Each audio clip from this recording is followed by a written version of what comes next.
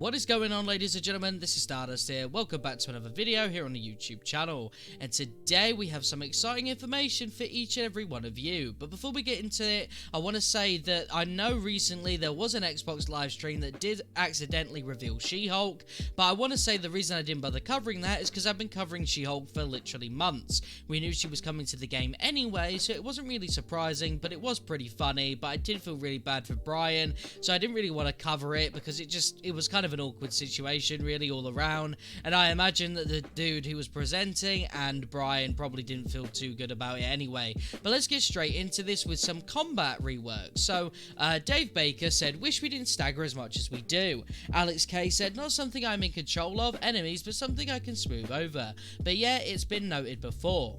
Glad the team is aware of it, can be frustrating being stun locked, I appreciate the work you all do. And then Alex said, I wrote a not so professional email a few months ago after getting wally stomped by some adept adaptoids chaining up their rock attacks, so we are aware. So basically the good thing about that, guys, is that it kind of shows that they are looking at those sort of things, so hopefully we get a much more balanced player versus enemy style in the game, because a lot of the time, especially when you're playing melee, you'll get stun locked and it'll just seem really unfair.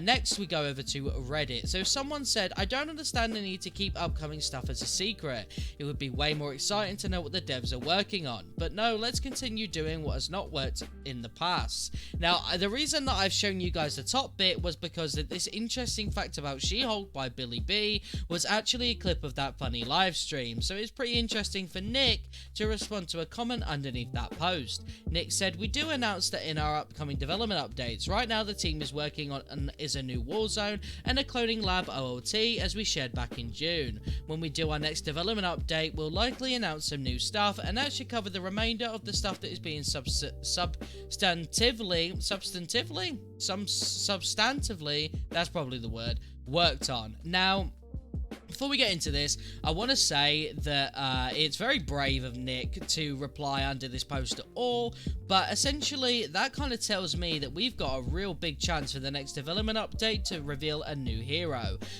Basically, what he's saying is that everything that's really important that we're working on will probably be announced in the next one, and then obviously they're going to start, you know, working on their next batch, or kind of, you know, I don't know, because it's kind of weird how they're announcing that, right? Because it's like, what, are they just not going to release any more content after Cloning Labs for a while? You know, what is the situation there? But it does sound, not after Cloning Labs, sorry, after what they've spoken about, right? But either way, it's nice to know that we're probably going to get a hero announcement in the next development blog. I would be shocked if we don't, but it does seem to be the case there, especially when you're referring to the post that this was kind of all originating from anyway. Next, someone asked Rudo Rampage, who works on Crystal Dynamics, any chance we could see a skin for Captain America from Age of Ultron? Also a minor thought, but what are the odds that you can make it where Cap has his helmet off on the Chimera for all his outfits? Some of his outfits do, and some do not. So Rudo said, I'm not going to talk about unannounced outfits. I can speak to helmets a bit. This is actually trickier than it would seem. It depends on how the outfits are built. Not all models actually have anything under the helmet.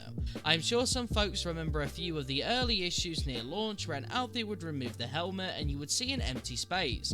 This is because in that case the helmet was created as part of the character's head. That makes retroactive changes difficult. We do understand the desire to see different options. If you look at Jane's iconic outfit in the hero card, having a version without the helmet and cape comes from the feedback we have previously received. Jane's iconic was created from the ground up to have those specific pieces be removed and making sure there are not just holes in the model if you take them off. Now that is really cool. I like stuff like that, and I'm really glad that that's just a thing in general. However, next we have some really exciting news for all you Marvel's Avengers fans. So if you have Amazon Prime, you are now able to officially get some free in-game content. As you can see, the first batch is Thor's Asgardian outfit, nameplate 19, 3-day Heroes Catalyst, and 3-day Fragment Extractor. Now there are 2 pages worth of rewards, so you can tell that Twitch Prime accounts are going to be stacked with Marvel's Avengers goodies. Thank you guys for watching this video today. It's really exciting to see those things for Avengers because it just shows that the future is potentially very bright indeed. Let me know if you're going to be picking up that Amazon Prime reward, and let me know if you've not even had the skin before. I just want to know your thoughts in general about that drop and just all the news that we've seen today. Be sure to subscribe, guys. We are so close to 4,000 subscribers, I can literally taste it. Thank you for watching this video, and I will see you in a little bit. Peace.